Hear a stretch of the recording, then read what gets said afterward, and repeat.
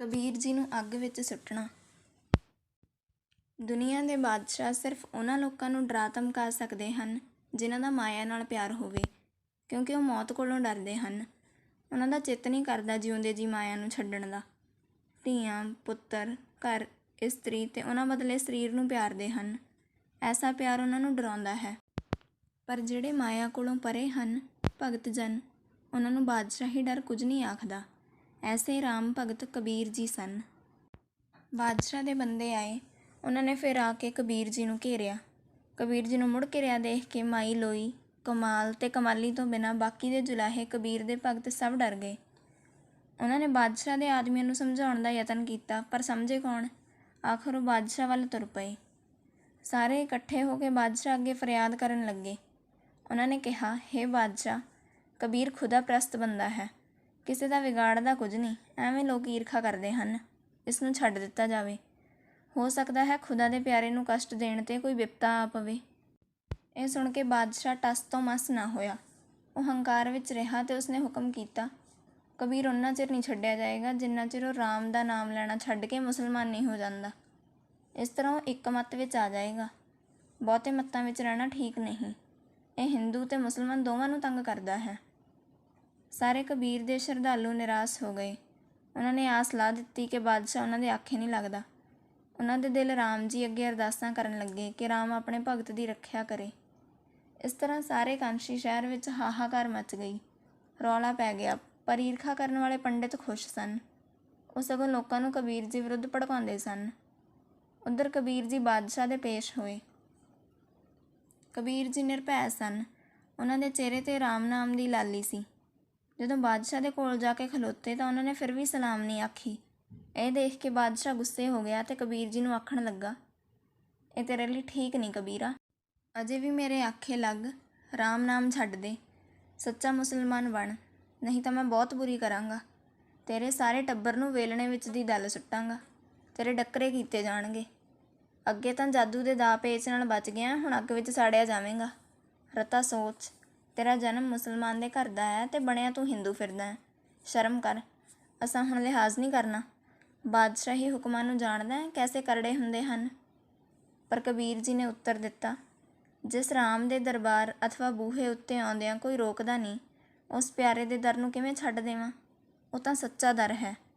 ਹੇ ਬਾਦਸ਼ਾਹ, ਕਬੀਰ ਤਾਂ ਰਾਮ ਦਾ ਕੁੱਤਾ ਹੈ, ਮੋਤੀ ਨਾਮ ਹੈ। ਰਾਮ ਨੇ ਮੇਰੇ ਗਲ ਰੱਸੀ ਪਾਈ ਹੋਈ ਹੈ। ਜਿੱਧਰ ਖਿੱਚਦਾ ਹੈ ਉੱਧਰ ਹੀ ਮੁੜ ਪੈਂਦਾ ਹਾਂ। ਮੇਰੇ ਵੱਸ ਦੀ ਗੱਲ ਕੋਈ ਨਹੀਂ। ਰਾਮ ਦਾ ਵਫਾਦਾਰ ਬੰਦਾ ਹਾਂ। ਕਬੀਰ ਜੀ ਆਖਦੇ ਨੇ, ਡਰ ਰੂਪੀ ਸਮੁੰਦਰ ਨੂੰ ਤਰਨ ਵਾਸਤੇ ਮੈਂ ਸੱਚੇ ਕਰਤਾਰ ਦਾ ਆਸਰਾ ਤੱਕਿਆ ਹੈ। ਇਸ ਤਰ੍ਹਾਂ ਦਲੇਰੀ ਨਾਲ ਕਬੀਰ ਜੀ ਬਾਦਸ਼ਾਹ ਨੂੰ ਸੁਣਾਈ ਗਏ। ਉਹਨਾਂ ਨੇ ਸੱਚੋ ਸੱਚ ਕਹਿ ਦੇਣ ਦਾ ਫੈਸਲਾ ਕੀਤਾ ਸੀ। ਜੋ ਹੋਣਾ ਸੀ ਉਹ ਤਾਂ ਹੋ ਕੇ ਹੀ ਰਹਿਣਾ ਸੀ। ਫਿਰ ਡਰ ਕਿਸ ਗੱਲ ਦਾ। ਉਹਨਾਂ ਨੇ ਆਖਿਆ, ਬਾਦਸ਼ਾਹ ਅੱਜ ਜੋ ਧੱਕਾ ਕਰਦਾ ਹੈ ਉਹ ਜ਼ੁਲਮ ਵੱਡਾ ਪਾਪ ਕਰਦਾ ਹੈ। ਖੁਦਾ ਭਗਵਾਨ ਦੇ ਦਫ਼ਤਰ ਵਿੱਚ ਉਸਦੇ ਕਰਮਾਂ ਦਾ ਜਦੋਂ ਲੇਖਾ ਹੋਵੇਗਾ ਤਾਂ ਪਾਪ ਦਾ ਪੱਲਾ ਭਾਰੀ ਨਿਕਲੇਗਾ। ਜਦੋਂ ਪਾਪ ਬਹੁਤੇ ਹੋਏ ਤਾਂ ਉਸਦੇ ਮੂੰਹ ਉੱਤੇ ਚਪੇੜਾਂ ਵੱਜਣਗੀਆਂ। ਪਾਪਾਂ ਦਾ ਫਲ ਉਸਨੂੰ ਭੁਗਤਣਾ ਪਵੇਗਾ। ਵਾਰ ਟਲ ਨਹੀਂ ਸਕਦਾ। ਇਹ ਵੀ ਸਮਝੋ, ਲੇਖਾ ਦੇਣਾ ਤਾਂ ਹੀ ਸੌਖਾ ਹੁੰਦਾ ਹੈ ਜੇ ਦਿਲ ਵਿੱਚ ਸੱਚਾਈ ਹੋਵੇ, ਕਿਉਂਕਿ ਸੱਚੇ ਪਰਮਾਤਮਾ ਦੀ ਦਰਗਾਹ ਵਿੱਚ ਕਰਮਾਂ ਤੋਂ ਬਿਨਾਂ ਕੋਈ ਸਹਾਇਤਾ ਨਹੀਂ ਕਰ ਸਕਦਾ। ਉੱਥੇ ਕੋਈ ਜ਼ਮਾਨਤੀ ਵੀ ਨਹੀਂ ਬਣਦਾ। ਉੱਥੇ ਤਾਂ ਨੇਕ ਕਰਮ ਹੀ ਕੰਮ ਕਰਦੇ ਹਨ। ਇਉਂ ਉੱਤਰ ਦਿੰਦੇ ਹੋਏ ਕਬੀਰ ਜੀ ਉੱਚੀ ਉੱਚੀ ਆਖਣ ਲੱਗੇ, ਰਾਮ ਹੀ ਰਾਮ ਹੈ ਭਾਈ, ਸਾਰੇ ਰਾਮ ਹੀ ਰਾਮ ਹੈ। ਵਾਹ ਵਾਹ, ਪਿਆਰੇ ਨਾਲ ਪਿਆਰ ਲੱਗਾ ਪਰ ਮੂਰਖ ਲੋਕ ਰੋਕਦੇ ਹਨ। ਜੇ ਪਿਆਰੇ ਨਾਲੋਂ ਪਿਆਰ ਟੁੱਟ ਗਿਆ ਤਾਂ ਮੌਤ ਹੋ ਜਾਏਗੀ।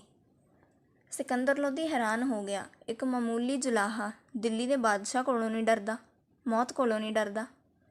ਅੱਛਾ, ਮੈਂ ਵੀ ਸਿਕੰਦਰ ਹਾਂ, ਜ਼ਰੂਰ ਇਸ ਨੂੰ ਸਿੱਧੇ ਰਾਹ ਪਾਵਾਂਗਾ। ਇਹ ਆਖ ਕੇ ਉਸਨੇ ਹੰਕਾਰ ਕੀਤਾ। ਉਹ ਕ੍ਰੋਧ ਨਾਲ ਕੰਬਿਆ, ਅੱਖਾਂ ਲਾਲ ਕੀਤੀਆਂ। ਉਹਨੇ ਅਹਿਲਕਾਰਾਂ ਨੂੰ ਹੁਕਮ ਦਿੱਤਾ, ਲੱਕੜਾਂ ਇਕੱਠੀਆਂ ਕਰੋ। ਉਹਨਾਂ ਲੱਕੜਾਂ ਵਿੱਚ ਕਬੀਰ ਨੂੰ ਬੈਠਾ ਕੇ ਸਾੜ ਸੁੱਟੋ। ਪਾਣੀ ਤੋਂ ਤਾਂ ਬਚ ਗਿਆ, ਅੱਗ ਤੋਂ ਕਿਵੇਂ ਬਚੇਗਾ। ਹਾਂ, ਲੱਕੜਾਂ ਅੱਧੀਆਂ ਹੇਠਾਂ ਰੱਖਣੀਆਂ ਤੇ ਅੱਧੀਆਂ ਉੱਪਰ। ਪਹਿਰਾ ਤਾੜ ਕੇ ਰੱਖਣਾ ਜੇ। ਇਸ ਦਫਾ ਵੀ ਇਹ ਬਚ ਗਿਆ ਤਾਂ ਯਾਦ ਰੱਖੋ, ਤੁਹਾਡੀ ਜਾਨ ਨਹੀਂ ਬਚੇਗੀ। ਤੁਸੀਂ ਜਾਣ ਕੇ ਕਬੀਰ ਨੂੰ ਨਹੀਂ ਮਾਰਦੇ। ਇਉਂ ਤਾੜਨਾ ਕਰਕੇ ਬਾਦਸ਼ਾਹ ਤੰਬੂ ਵਿੱਚ ਵੜ ਗਿਆ। ਉਸ ਦਾ ਦਿਲ ਕੰਬਣ ਲੱਗ ਪਿਆ ਸੀ, ਪਰ ਬਾਦਸ਼ਾਹੀ ਹੰਕਾਰ ਉਸ ਨੂੰ ਉਲਟ ਤੋਰ ਰਿਹਾ ਸੀ। ਕਸਾਈਆਂ ਨੇ ਕਬੀਰ ਜੀ ਨੂੰ ਬੰਨ੍ਹ ਲਿਆ ਤੇ ਉਜਾੜ ਵਿੱਚ ਲੈ ਗਏ। ਬਾਦਸ਼ਾਹ ਦੇ ਬੰਦੇ ਕਬੀਰ ਜੀ ਨੂੰ ਜੰਗਲ ਵਿੱਚ ਲੈ ਗਏ। ਉਸੇ ਤਰ੍ਹਾਂ ਜਿਵੇਂ ਕਦੀ ਰਾਜੇ ਸਲਵਾਨ ਦੇ ਆਖੇ ਉਸਦੇ ਪੁੱਤਰ ਪੂਰਨ ਨੂੰ ਜੰਗਲ ਵੱਲ ਲੈ ਗਏ ਸਨ। ਅੱਗ ਵਿੱਚ ਸਾੜੇ ਜਾਣ ਦਾ ਹੁਕਮ ਸੁਣ ਕੇ ਲੋਕ ਬਹੁਤ ਭੈਭੀਤ ਹੋ ਗਏ ਕਿ ਹੁਣ ਤਾਂ ਜ਼ਰੂਰ ਹੀ ਕਬੀਰ ਜੀ ਨਹੀਂ ਬਚਦੇ। ਬਾਦਸ਼ਾਹ ਕਹਿਰ ਕਰ ਰਿਹਾ ਹੈ, ਇਸ ਦੀ ਬਾਦਸ਼ਾਹੀ ਗਰਕ ਜ਼ਰੂਰ ਹੋਏਗੀ। ਸਰਕਾਰੀ ਬੰਦਿਆਂ ਨੇ ਜੰਗਲ ਵਿੱਚ ਚੱਪੜ ਕੇ ਬਹੁਤ ਸਾਰੀਆਂ ਲੱਕੜਾਂ ਇਕੱਠੀਆਂ ਕੀਤੀਆਂ। ਲੱਕੜਾਂ ਦੇ ਢੇਰ ਉੱਤੇ ਕਬੀਰ ਜੀ ਨੂੰ ਰੱਖ ਦਿੱਤਾ। ਉਸੇ ਤਰ੍ਹਾਂ ਜਿਵੇਂ ਰਾਮ ਜੀ ਦੇ ਹੁਕਮ ਨਾਲ ਸੱਤ ਧਰਮ ਦੀ ਪ੍ਰੀਖਿਆ ਦੇਣ ਵਾਸਤੇ ਸੀਤਾ ਜੀ ਕਦੀ ਅਗਨ ਪ੍ਰੀਖਿਆ ਦੇ ਸਮੇਂ ਖਿੜੇ ਮੱਥੇ ਚਿਖਾ ਵਿੱਚ ਬੈਠ ਗਏ ਸਨ। ਹੇਠਾਂ ਉੱਪਰ ਲੱਕੜਾਂ ਰੱਖ ਦਿੱਤੀਆਂ, ਜਿਵੇਂ ਕਬੀਰ ਜੀ ਪਰਲੋਕ ਗਮਨ ਕਰ ਗਏ ਸਨ। ਹਜ਼ਾਰਾਂ ਲੋਕ ਚੁਗਿਰਦੇ ਖਲੋਤੇ ਦੇਖ ਰਹੇ ਸੀ। ਸਾਰਿਆਂ ਦੇ ਦਿਲ ਕੰਬਦੇ, ਅੱਖਾਂ ਰੋਂਦੀਆਂ ਸਨ, ਪਰ ਚੁੱਪ ਸਨ। ਬਾਦਸ਼ਾਹੀ ਹੁਕਮ ਕਰਕੇ ਕੋਈ ਕੁਸਕ ਨਹੀਂ ਸੀ ਸਕਦਾ। ਨੰਗੀਆਂ ਤਲਵਾਰਾਂ ਦਾ ਪਹਿਰਾ ਸੀ। ਉਹਨਾਂ ਨੇ ਚਾਰੇ ਪਾਸੇ ਤੋਂ ਇੱਕ ਵਾਰ ਅੱਗ ਲਾਈ। ਸੁੱਕਾ ਬਾਲਣ ਸੀ। ਮਿੰਟਾਂ ਵਿੱਚ ਅੱਗ ਦੇ ਭਾਂਬੜ ਬਲ ਉੱਠੇ। ਦੇਖਣ ਵਾਲਿਆਂ ਕਲਯੁਗ ਦੇ ਲੋਕਾਂ ਨੇ ਹੌਕੇ ਲਏ ਤੇ ਆਖਿਆ, ਅੱਜ ਕਬੀਰ ਮਰ ਗਿਆ, ਹੁਣ ਨਹੀਂ ਬਚੇਗਾ। ਪਰ ਕਬੀਰ ਨੂੰ ਭਰੋਸਾ ਸੀ ਕਿ ਜੇ ਉਸਦੇ ਰਾਮ ਨੇ ਅਜੇ ਨਹੀਂ ਮਾਰਨਾ ਤਾਂ ਉਹ ਨਹੀਂ ਮਰੇਗਾ। ਮਾਰਨਾ ਜਿਵਾਲਣਾ ਰਾਮ ਦੇ ਹੱਥ ਹੈ। ਵਾਹ! ਅੱਗ ਦੇ ਲੰਬੂ ਨਿਕਲੇ। ਸਾਰੀਆਂ ਲੱਕੜਾਂ ਅੱਗ ਦੀ ਲਪੇਟ ਵਿੱਚ ਆ ਗਈਆਂ। ਸਾਰੇ ਰਾਖੇ ਦੋ ਦੋ ਪੈਲੀਆਂ ਪਿੱਛੇ ਹੋ ਗਏ, ਕਿਉਂਕਿ ਸੇਕ ਦੂਰ ਦੂਰ ਜਾਂਦਾ ਸੀ। ਦੂਰੋਂ ਦੇਖਦੇ ਰਹੇ ਕਿ ਕਿਸੇ ਕਰਾਮਾਤ ਨਾਲ ਕਬੀਰ ਅੱਗ ਵਿੱਚੋਂ ਨਿਕਲ ਜਾਂਦਾ ਹੈ ਕਿ ਨਹੀਂ। 3 ਘੰਟੇ ਅੱਗ ਬਲਦੀ ਰਹੀ।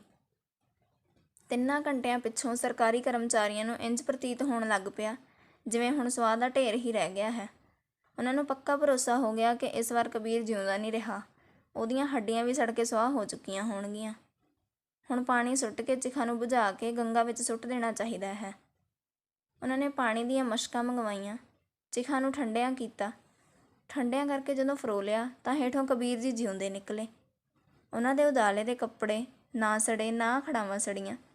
ਉਹ ਉੱਠ ਕੇ ਰਾਮ ਰਾਮ ਆਖਣ ਲੱਗ ਪਏ। ਉਹਨਾਂ ਸਗੋਂ ਸਾਰਿਆਂ ਨੂੰ ਪੁੱਛਿਆ, ਰਾਮ ਜਨੋ, ਤੁਹਾਨੂੰ ਕੋਈ ਕਸ਼ਟ ਤਾਂ ਨਹੀਂ ਹੋਇਆ? ਮੇਰਾ ਰਾਮ ਰਾਖਾ। ਜਿਵੇਂ ਅੱਗ ਦੇ ਸੇਕ ਨਾਲ ਸੋਨਾ ਸਾਫ਼ ਹੋ ਜਾਂਦਾ ਹੈ ਤੇ ਡਲਕਾ ਮਾਰਦਾ ਹੈ, ਤਿਵੇਂ ਚਿਖਾ ਵਿੱਚੋਂ ਨਿਕਲ ਕੇ ਕਬੀਰ ਜੀ ਦੂਣੇ ਨੂਰ ਨੂਰ ਹੋ ਗਏ। ਉਹਨਾਂ ਦੇ ਚਿਹਰੇ ਦਾ ਪ੍ਰਭਾਵ ਝੱਲਿਆ ਨਹੀਂ ਸੀ ਜਾਂਦਾ। ਉਹ ਸੱਚਮੁੱਚ ਭਗਵਾਨ ਰੂਪ ਹੋ ਗਏ ਸਨ। ਦੋਹਾਂ ਦੰਡਾਂ ਵਿੱਚੋਂ ਉਹਨਾਂ ਦੇ ਰਾਮ ਨੇ ਉਹਨਾਂ ਨੂੰ ਹੱਥ ਦੇ ਕੇ ਰੱਖ ਲਿਆ।